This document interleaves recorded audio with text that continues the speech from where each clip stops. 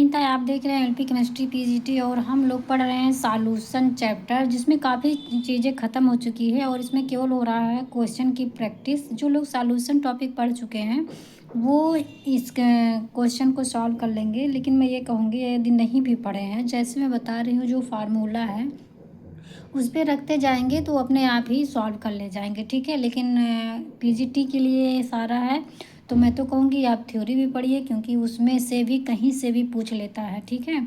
ऐसा नहीं है कि केवल क्वेश्चन आएगा, सॉल्यूशन में भी कहीं से बीच से भी पूछता है, ठीक है। बीच से पूछ लेता है, चाहे सॉल्यूशन टॉपिक हो या कोई भी टॉपिक हो, तो वो क्वेश्चन तो आता ही आता है, लेकिन तो उसके बीच से भी पूछ लेता है, ठीक है। तो अभी तो ये क्वेश्चन प्रैक्टिस कर रहे हैं, इसमें जैसे बता रहे हैं वैसे करेंगे तो आप क्वेश्चन भी सॉल्व कर लेंगे और आप सॉल्यूशन भी पढ़िए, ये कहेंगे हम, ठीक। क्योंकि बहुत टफ होता है पीजीटी का, कोई भी एग्ज़ाम हो बहुत टफ रहता है, हार्ड हो गया है सारा कंपटीशन, तो उसको पूरा डिटेल में पढ़ेंगे तो ज़्यादा अच्छा रहेगा, ठीक।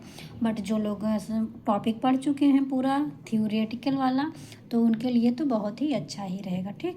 बट मैं कहूँगी सारे लोग इसको देखिए, क्योंकि ये समझ में आएगा सबको, ठीक है। जैसे बताएंगे जो फार्मूला उससे सॉल्व करेंगे तो सॉल्व हो जाएगा, ठीक।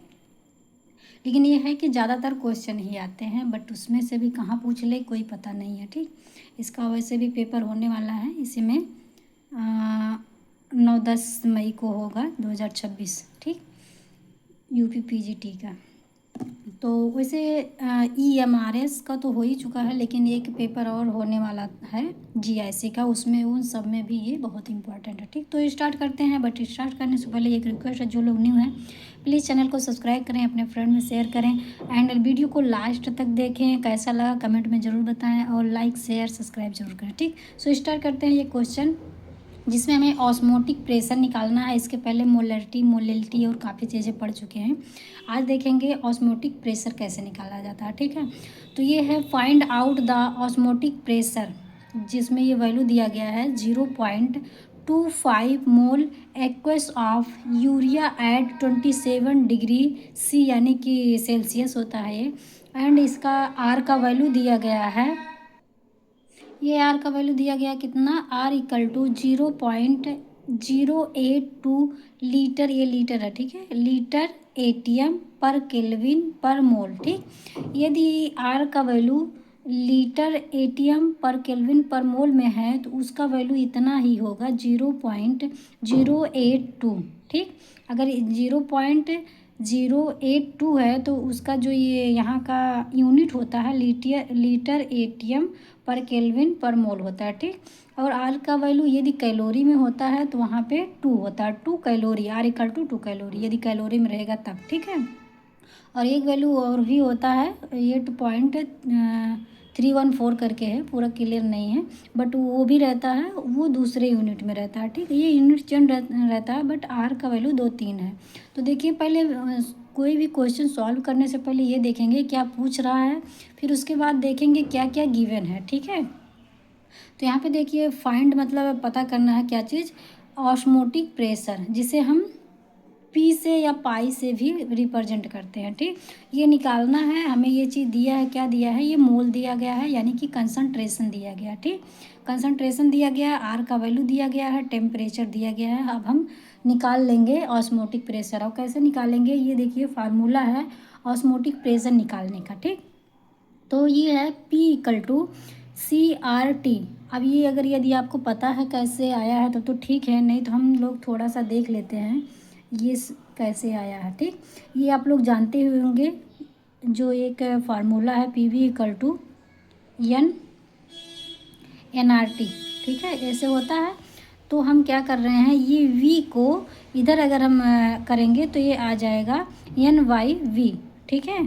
तो इस तरह से P = N/V आ जाएगा, एंड इधर ये दोनों तो वैसे भी कांस्टेंट रहता है, तो ऐसे हो जाएगा, यानी कि इधर मल्टीप्लाई हुआ।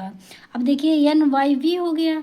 अब जब अभी हम ये भी जानते हैं कि C यानी कि कंसंट्रेशन = N/V होता है, ठीक है।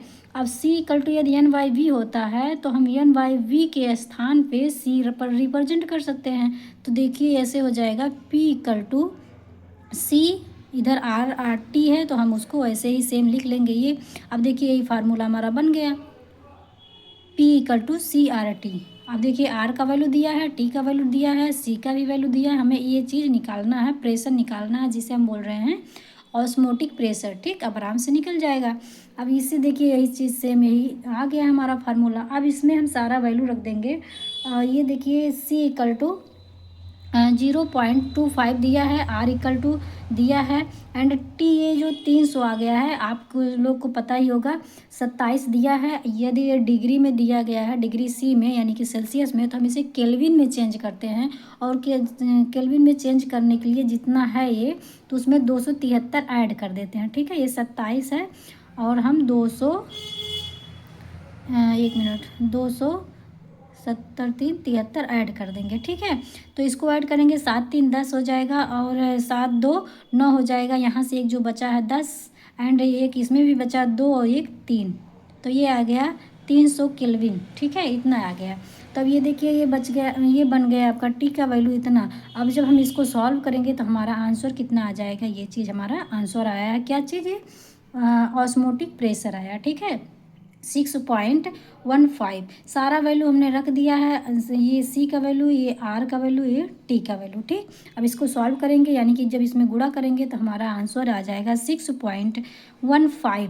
ठीक है, 15 इतना आ जाएगा। अब देखिए ये चीज़ है जो हम गुणा नहीं कर रहे हैं, ये आप अपने आप से करिए, क्योंकि यदि ये पेपर में कोई गुणा भाग करने तो सिखाएगा नहीं, तो आप ये गुणा खुद से करिए। ठीक है, अगर एक साथ ना कर पाइए तो ऐसे करेंगे, पहले इसमें इससे कर देंगे, फिर जितना आएगा उसमें फिर 300 से करेंगे, तो फिर हमारा आंसर आ जाता है। ठीक है, तो आई होप आपको ये वीडियो समझ में आ गया होगा अच्छी तरह से। बट अगर तब भी थोड़ा बहुत डाउट है, आप फिर से रिवीजन कर सकते हैं, फिर से देख सकते हैं। और जो लोग इसको देखे हैं या फिर पढ़े हैं तो रिवाइज कर लें। तो इस वीडियो को थोड़ा सा स्पीड करके देख सकते हैं, सारी सुविधा तो रहती ही है सब में।